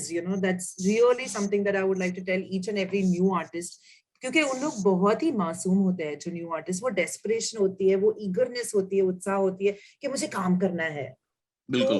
तो कभी कभी उन लोग ये डेस्परेशन और उत्साह में ये जो बहुत ऑब्वियस चीजें लगती है वो नहीं करते हैं as proof and everything. So please have everything in contracts, तो सब clients contracts नहीं करते हैं, लेकिन at least have a written conversation, email या WhatsApp पे, कि अगर वो कल बोल रहे हैं कि नहीं ये बराबर नहीं था वॉइस ओवर, या उस दिन याद है आपको अहमद जी, हमारे जो एक ग्रुप पे एक आर्टिस्ट ने बोला था कि उन्होंने अपना एक सैंपल भेजा था क्लाइंट को, स्क्रैच भेजा था क्लाइंट को, क्लाइंट ने उनको बोला कि ये अप्रूव नहीं हुआ है, और कुछ दिन बाद वो आर्टिस्ट को पता चला कि वही mobile phone recording has been uploaded on YouTube. यही मेरे संग हुआ था। मैं एक चीज कहना चाहूंगा, मैं इसका एग्जांपल देना चाहूंगा। मैं सामने था एक बहुत बड़ा स्टूडियो, मुंबई का वेल नोन स्टूडियो, वहां पे मैं और मेरे एक फ्रेंड को बुलाया गया वॉइस सैंपल देने के लिए कि यार ये रिकॉर्डिंग है, जरा क्लाइंट एक बार सुनना चाहता है तुम लोगों की वॉइसेस। तो हम लोग गए और हम लोगों ने रिकॉर्ड कर दिया, सारी चीजें कर दिया। अब सैंपल है, हम लोग भी कहाँ पूछे बार बार कि यार क्या हुआ उसका या क्या नहीं हुआ, मेरी आदत ही नहीं है सब पूछने की किसी। बाद में ये पता चला कई दिनों के बाद में मुझे खुद दिखाई दे रहा है टीवी पे कि मेरा ऐड चल रहा है, और मुझे ये बताया गया था कि नहीं ये वो तो अप्रूव नहीं हुआ था। और क्या हुआ, साउंड हल्की से मेरी पिच को ऊपर कर दिया टेक्निकली। अब मैं टेक्निकली स्ट्रांग था, मुझे पता है कि क्या हो रहा है क्या नहीं हो रहा है। तो मैंने फिर कॉल किया उसको, तो वो फिर अरे ये वो मैं बताना भूल गया था। मैंने कहा देखिए वो सारी बातें आपकी ठीक है, लेकिन एक आर्टिस्ट होता है ना, वो बहुत ही ऐसे दिल का होता है, जिसको एक बार चीज बुरी लग जाए तो वो भले आप कितना ही पेमेंट उसको दे दो या कितनी भी चीजें कर लो। अब वो डर गया, क्योंकि जिसके लिए मैंने ऐड किया था वो एक बहुत बड़ा कॉफी शॉप था जो मतलब वर्ल्ड फेमस है। तो अब जाहिर सी बात है कि फिर पेमेंट तो हुआ, लेकिन फिर मैंने दोबारा उसके यहाँ काम करना बंद कर दिया कि नहीं भाई मैं आपके यहाँ काम तो नहीं करूंगा। क्या दिक्कत होती गगन, क्या हुआ था तुम लोगों के साथ में, कभी कुछ ऐसा हुआ है? मैं एक्चुअली उन लोगों को ये बात बताना चाहूंगा जो लोग इस इंडस्ट्री में नए नए आ रहे हैं जिनको एक्चुअल में क्लाइंट के साथ काम करने का तरीका पता नहीं है, कोऑर्डिनेटर के साथ में काम करते हैं और कोऑर्डिनेटर उन लोगों को ऐसे बेवकूफ बनाते हैं कि क्या ही कहा जाए उस बारे में। क्या हुआ था गगन? जी भाई, हुआ ये था कि मेरे पास एक अप्रोच ऑनलाइन, मेरी वेबसाइट है तो voiceoverartist.com है ना, तो उस पे क्या बोलते हैं, मेरे पास एक डायरेक्ट क्लाइंट आया, लेजर लेवलर का था, कंपनी का नाम नहीं लूंगा मैं। तो उन्होंने जिंगल गा, लेकिन मैंने कहा कि चलो मैं जिंगल भी ट्राई करता हूँ। तो मैंने जिंगल गाई, अरे जमाना बदल गया अब तुम भी बदलो यारा, डैश डैश लेवर लेजलर अब हर किसान को है प्यारा, खूबसूरत बनावट और मजबूती के साथ, है ना, ऐसे पूरा था। तो उसके बाद मैंने कहा कि इसका आप कमर्शियली यूज नहीं कर सकते हो, है ना, क्योंकि उन्होंने बोला हम तो व्हाट्सएप पे भेजेंगे, अभी कोविड का टाइम चल रहा है।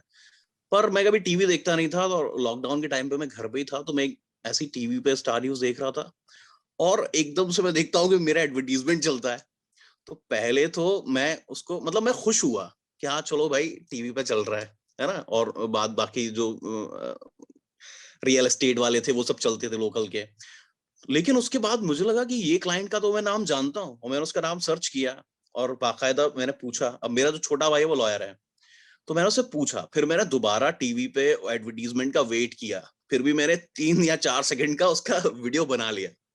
तो मेरे भाई ने बोला कि हम लोग एक पिटीशन फाइल कर सकते हैं, है ना, ऑनलाइन। तो मैंने उसको कंपनी का उसका नंबर निकाला, हरियाणा की कोई लेजर लेवलर की कंपनी थी, तो मैंने उनका उनका फोन नंबर भी मेरे पास आ गया, तो मैंने उनको भेजा, मैंने कहा आप तो इसको टीवी पे चला रहे हो, और आपने तो कोई ब्रॉडकास्ट राइट नहीं करा, मुझसे कोई कॉन्ट्रैक्ट साइन नहीं कराया, कुछ भी नहीं कराया। मैंने कहा तो पूरा पेपर वर्क होता है। तो बोल रहे थे कि नहीं, हमारा वो क्या बोलते हैं, हमारा ऐसा प्लान नहीं था, लेकिन उसके बाद में हमने कहा कि चलो इसको चलाते हैं, अच्छा बन गया है, और फिर हमने इसका वीडियो बनाया और चला दिया।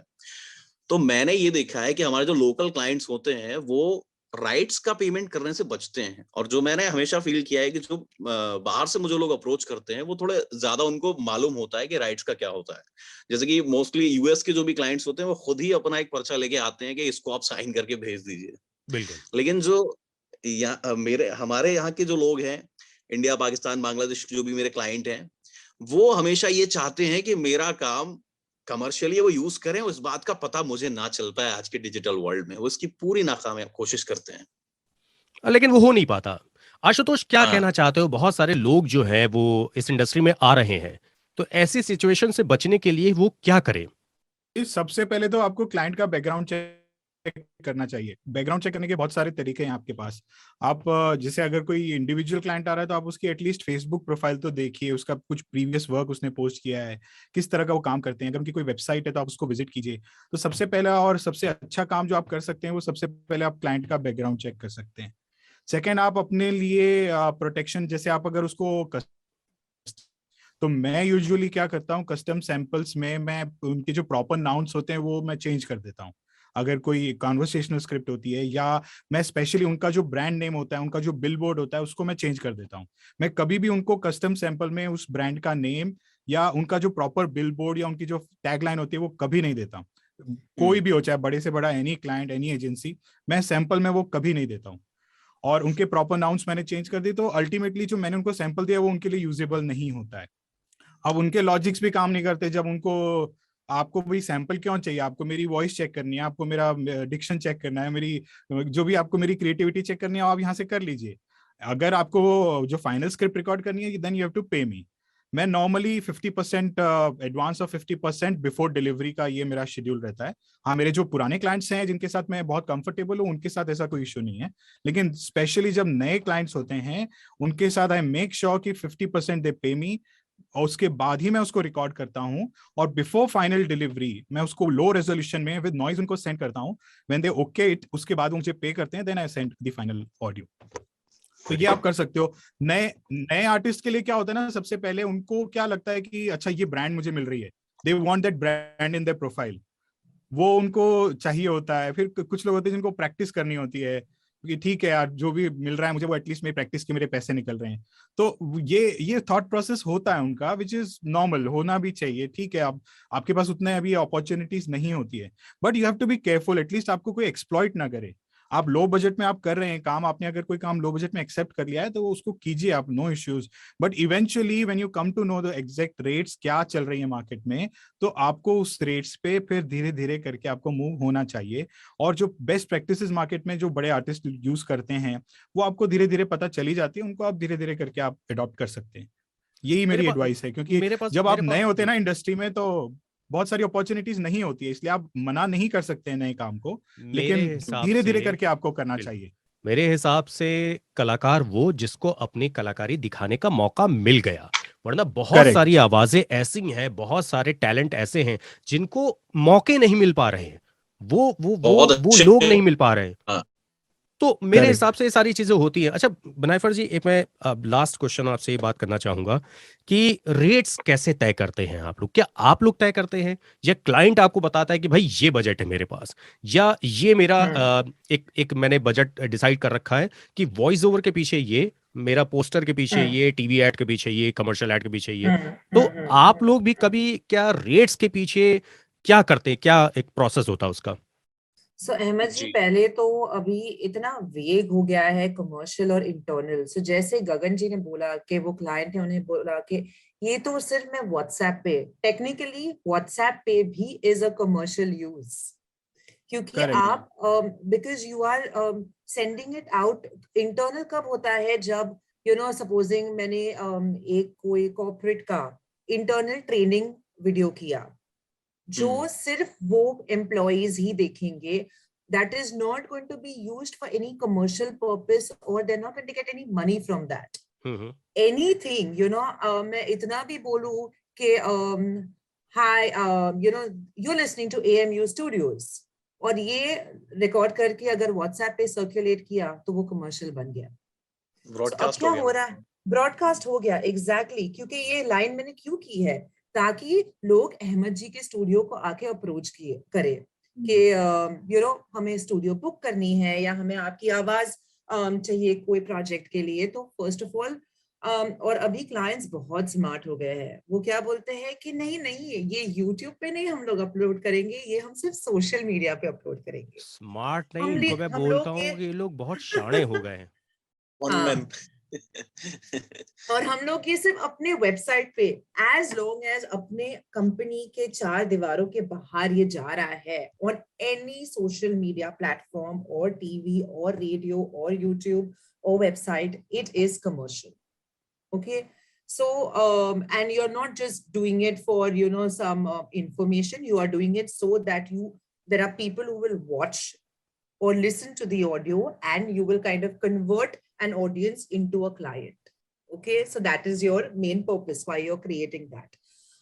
Sadly I feel Ahmed ji, in India, as much as I love this industry, I feel हमारी industry बहुत ही unstructured है. There is no flat rate, यानी कि हर artist, and I'm really sorry to be saying this very openly, but I have mentioned this before that there is no like rule, so to say. There are some artists who charge more for digital, some who charge more for TV, some who charge 100% for the main ad, the master, some who charge 100% for every edit, some who charge 50% for every edit. So it is so unstructured कि especially जो नए बच्चे आ रहे हैं industry में, they get very confused. They're like मैं करूँ तो क्या करूँ, ये वो बहुत so ये जो रेट कार्ड भी होता है वो बहुत बहुत कंफ्यूजिंग। अब क्या हो रहा है कि हम लोग घर से जो रिकॉर्ड कर रहे हैं और भेज रहे हैं, तो पहले तो क्लाइंट्स स्टूडियो बुक करते थे, अब तो वो डायरेक्टली आपको भेज रहे हैं, तो स्टूडियो के तो पैसे बच रहे हैं ना, तो वो फिर आपको ही पे करेंगे। सो सपोजिंग आप 7,000 चार्ज कर रहे हो एक कॉर्पोरेट टीवी के लिए फॉर एग्जांपल, तो वो 7,000 ही पे करेंगे, लेकिन वो नहीं सोच रहे हैं कि अहमद जी ये ऑडियो को एडिट भी कर रहे हैं, उसमें भी उनका टाइम जा रहा है। So technically they should ideally pay you for your services plus your editing services, लेकिन ये नहीं हो रहा है, So I really wish कि जितनी ये इंडस्ट्री खूबसूरत है, थोड़ा सा रूल बुक, थोड़ा सा स्ट्रक्चर आ जाए ना ये इंडस्ट्री में, तो फिर दिस एंटायर थिंग कि आप ऐसे कैसे चार्ज कर रहे हो, फलाना आर्टिस्ट तो ऐसे करता है, आप ऐसे कैसे कर रहे हो, वो सारी चीजें नहीं होंगी। मैं समझ सकती हूँ कि एक veteran artist is going to charge more than a medium experienced artist. I would call myself as a medium experienced artist है जो 20 सालों से काम कर रहा है, versus somebody who's been in the industry for just a year or two, who are so confused about what is happening, kind of a thing. So I really wish that there was some structure. अभी तक after 10 years also sometimes I'm like, मैं TV के लिए ज्यादा charge करूं, digital के लिए, technically digital पूरी दुनिया देखती है, लेकिन फिर भी आज भी टीवी के लिए ज्यादा बहुत सारे आर्टिस्ट चार्ज करते हैं मैं फॉर यही टीवी कह एड्स। मैं इस बात पे एक पॉइंट रखना चाहूंगा, मैं और लोगों से भी बोलना चाहूंगा कि भैया डिजिटल इंडस्ट्री जो है उसको सिर्फ एक बार नहीं, उसको सैकड़ों हजारों लाखों बार देखा जाता है।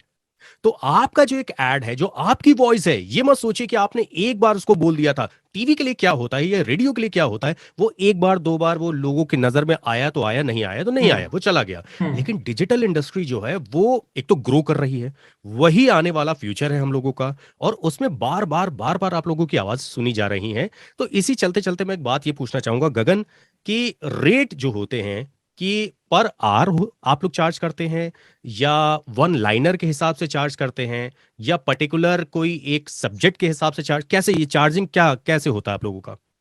देखिए भाई, मिनट्स के हिसाब से अगर मैं चार्ज करना चाहूंगा ना, तो वो डिपेंड करता है कि उसकी स्पीड क्या है, वॉइस ओवर का फ्लो क्या है। तो मैं क्या करता हूँ, सबसे ऑनेस्ट वे जो इसका है चार्ज करने का, वो वर्ड काउंट के हिसाब से करता हूँ। तो मैंने जो मेरे डायरेक्ट क्लाइंट हैं, अब जैसे कि ऑनलाइन पे तो सबसे ज्यादा डॉलर्स वगैरह चलता है सब में, तो अब इंडियन क्लाइंट्स को डॉलर में समझ में नहीं आता, तो मैंने एक फ्लैट रेट कर रखा है कि अगर कोई नॉन कमर्शियल है तो मैं 100 वर्ड्स का 500 रुपीज चार्ज करूंगा, पर 100 वर्ड्स का, है ना। 100 वर्ड का 500 rupees 500 Indian rupees Indian currencies. Indian currencies में। और उसमें अगर आप एडवर्टीजमेंट करा रहे हैं, आपका 100 वर्ड का ही आपका एक क्रिएटिव है, एक स्क्रिप्ट है, तो उसका उस पर भी एप्लीकेबल नहीं है। वो डिपेंड करेगा कि वो आपका क्या है। अब जैसे कि कोई क्लाइंट मेरे पास आता है और वो कहता है कि जैसे कि आज सुबह ही मेरे पास एक आया, अब उसकी जो स्क्रिप्ट थी वो कोई पिज्जा की थी, लोकल ही था।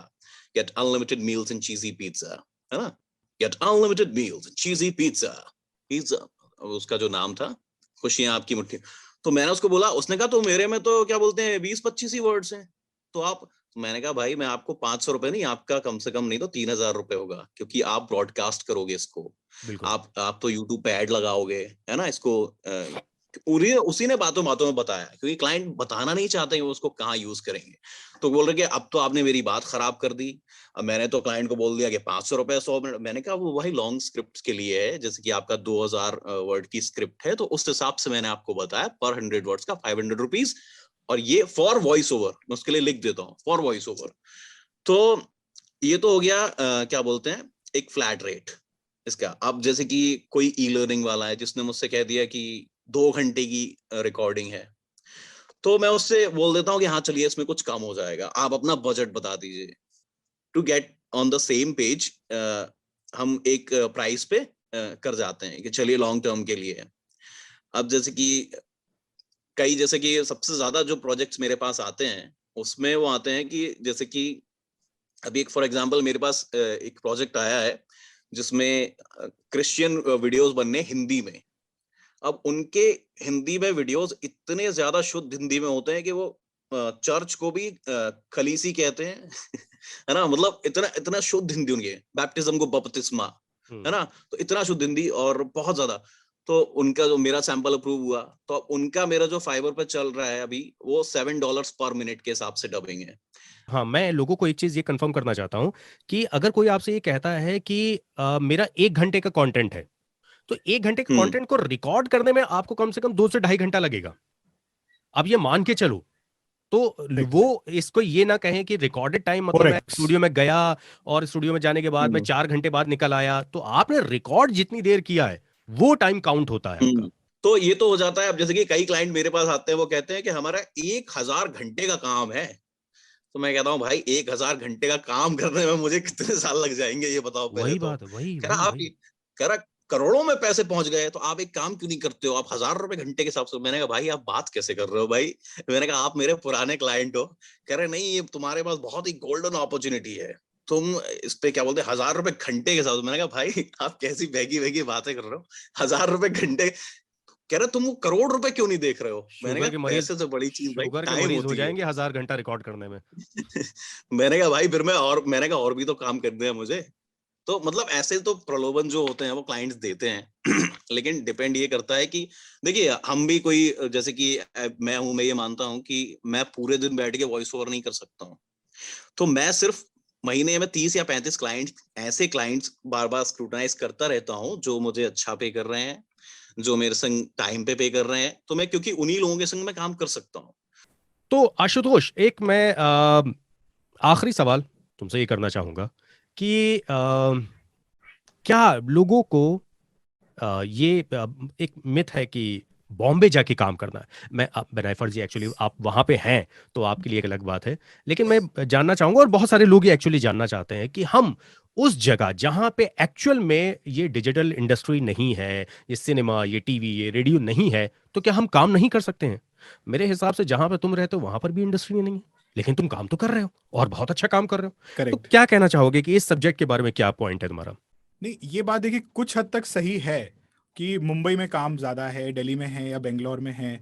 ये कुछ हद तक बात सही है, मतलब काम का जो सोर्स है वो वहाँ पर है, लेकिन अल्टीमेटली काम हो वहीं पे रहा है, ये बात 100% करेक्ट नहीं है। जैसे हम लोग भी कर रहे हैं, यहाँ पे बैठ के कर रहे हैं, लेकिन एक कहीं ना कहीं एक कनेक्ट की ज़रूरत तो होती है। आप स्टूडियो से अगर ऑफलाइन कनेक्ट अगर पहले से आपका है तो आप कहीं से भी काम कर सकते हैं। अदरवाइज वो कनेक्ट बनाने का अगर आप कोई तरीका बना लें, आप अपने सैंपल्स उनको पहुंचा सकें, दे लाइक योर वर्क, आपके पास अच्छा होम स्टूडियो, अच्छा सेटअप है, then you can work from anywhere in the world.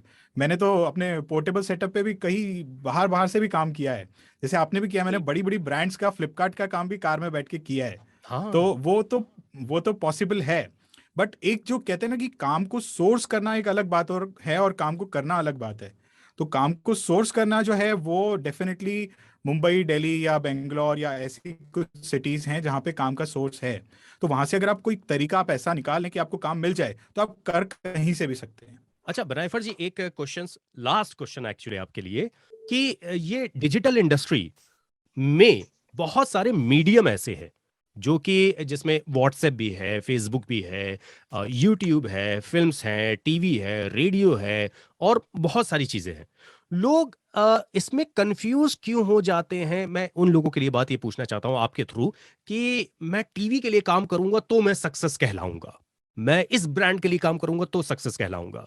बहुत सारे साउंड ऐसे होते हैं कि आपके जो प्रोडक्ट है अगर उसमें मैच नहीं कर रहा है, भले वो मिस्टर अमिताभ बच्चन जी का आवाज आवाज क्यों ना हो उनकी, अब नहीं मैच कर रही है तो नहीं मैच कर रही है।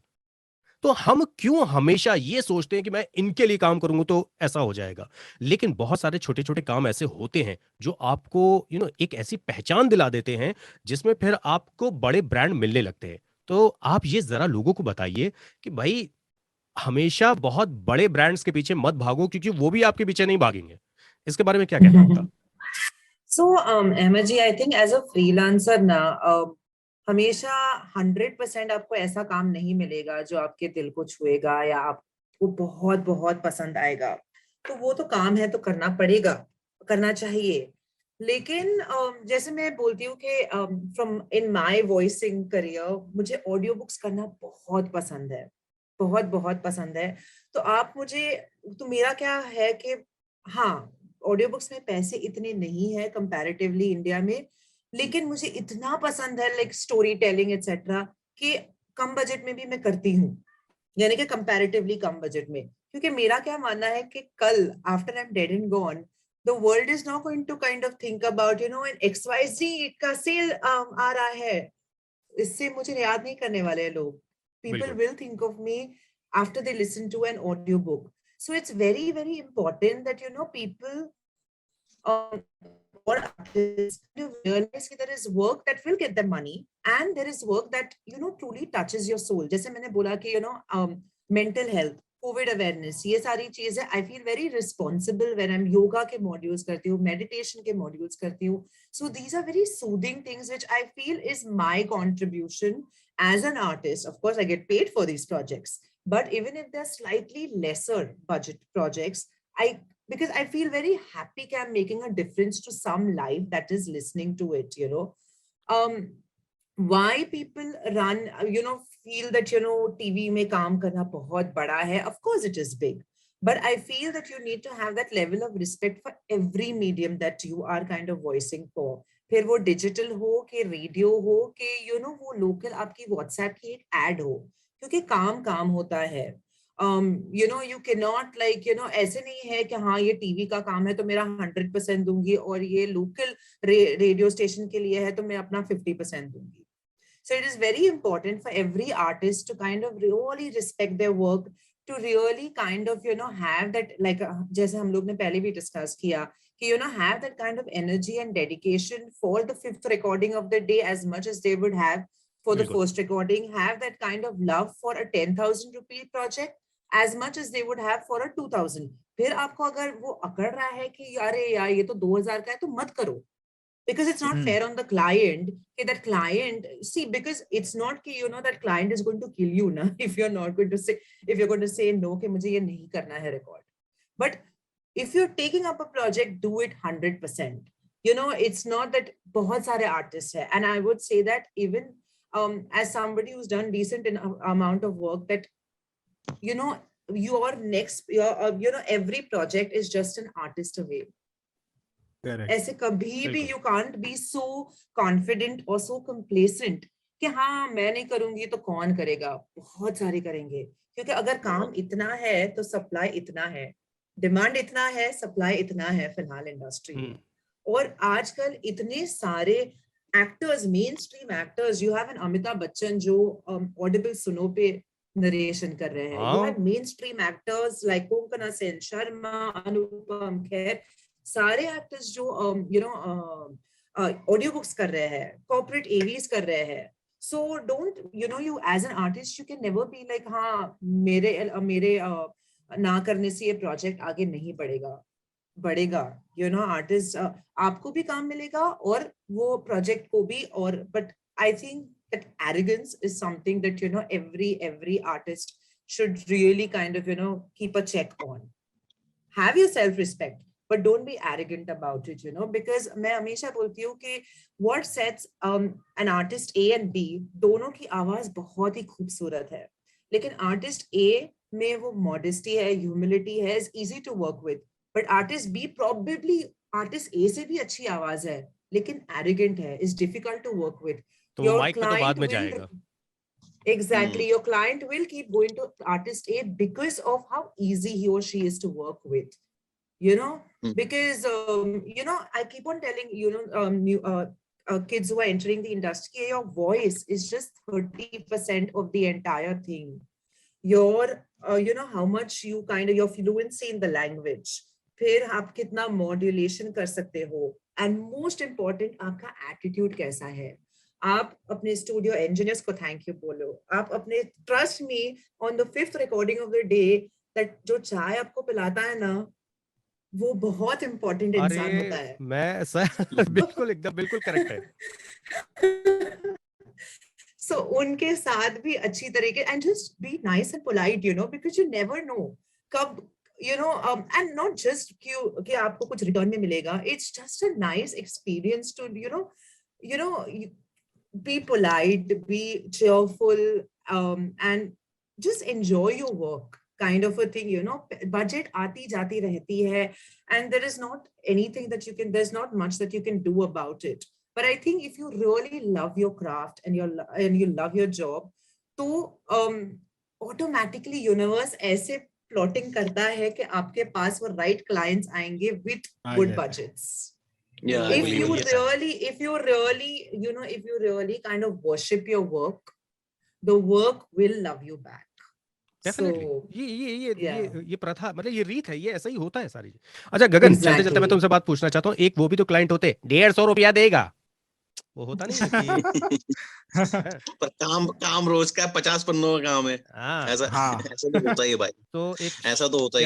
उनको क्या, क्योंकि मैं उनसे बहुत दूर रहता हूँ, तुम यकीन नहीं मानोगे, तकरीबन 350 नंबर ऐसे हैं जो मेरे मोबाइल लिस्ट में ब्लॉक में 350 से ज्यादा होंगे. ठीक है, तो मैं तो ब्लॉक कर देता हूं. मुझे नहीं चाहिए भाई, आपसे काम मुझे नहीं चाहिए. मेरे पास ठीक है, मैं कोई बात नहीं, मैं कर लूंगा, लेकिन मैं तुम्हारे जैसे काम वॉइस के ऊपर मैं नहीं जाऊंगा.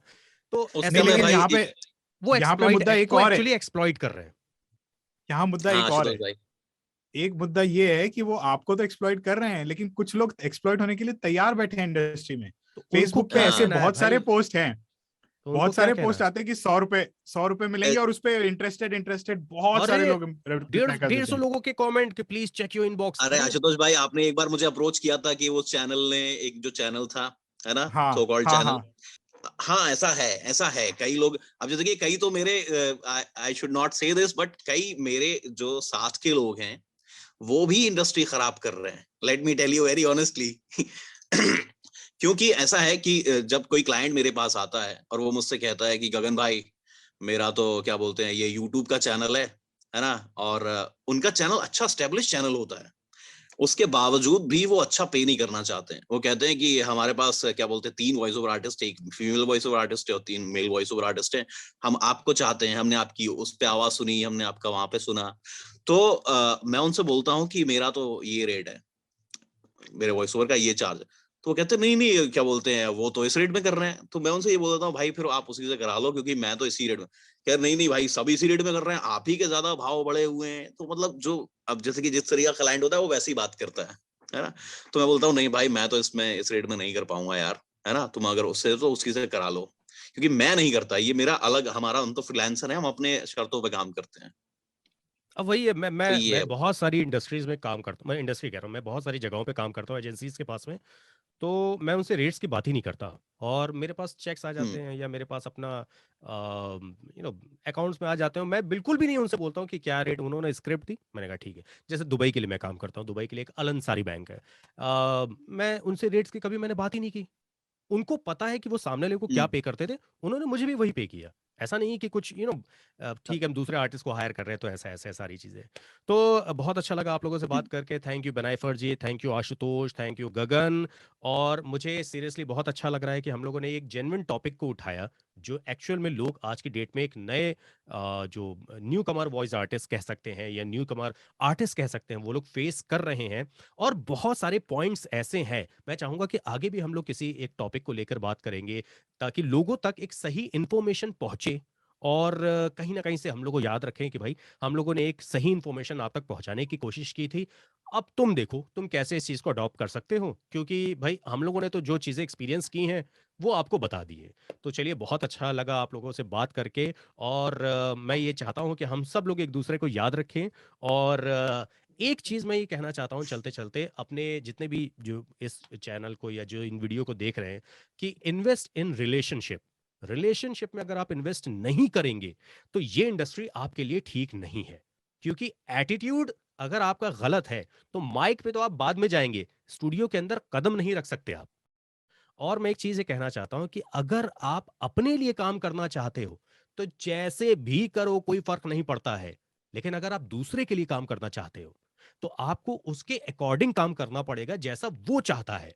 जिस टाइम पे वो चाहता है आपको उस टाइम पे स्टूडियो जाना पड़ेगा। क्योंकि क्लाइंट्स होते हैं, बहुत सारी डेट्स होती हैं, डेडलाइंस होती हैं, बहुत सारी चीजें होती है। तो ये समझने वाली बात है, जब लोग आएंगे तब समझेंगे, सारी चीजें होंगी। बहुत बहुत शुक्रिया आशुतोष, गगन, बनाइफर जी। और इसी नोट पे मैं इस बात को ख़त्म करना चाहूँगा कि एक बार फिर हम लोग मिलेंगे आने वाले वक्त में, और एक नए टॉपिक पे, नए सब्जेक्ट पे बात करेंगे। बहुत बहुत धन्यवाद आप सब लोगों का, जो लोग हम लोगों को देख रहे हैं। बने रहिए इस चैनल पे। AMU स्टूडियोज़ का परिवार बढ़ रहा है। एक एक ऐसी दिशा में मैं आप लोगों को लेके जाना चाहता हूँ जहाँ पे सही इंफॉर्मेशन आप तक पहुँचे। Thank you very much.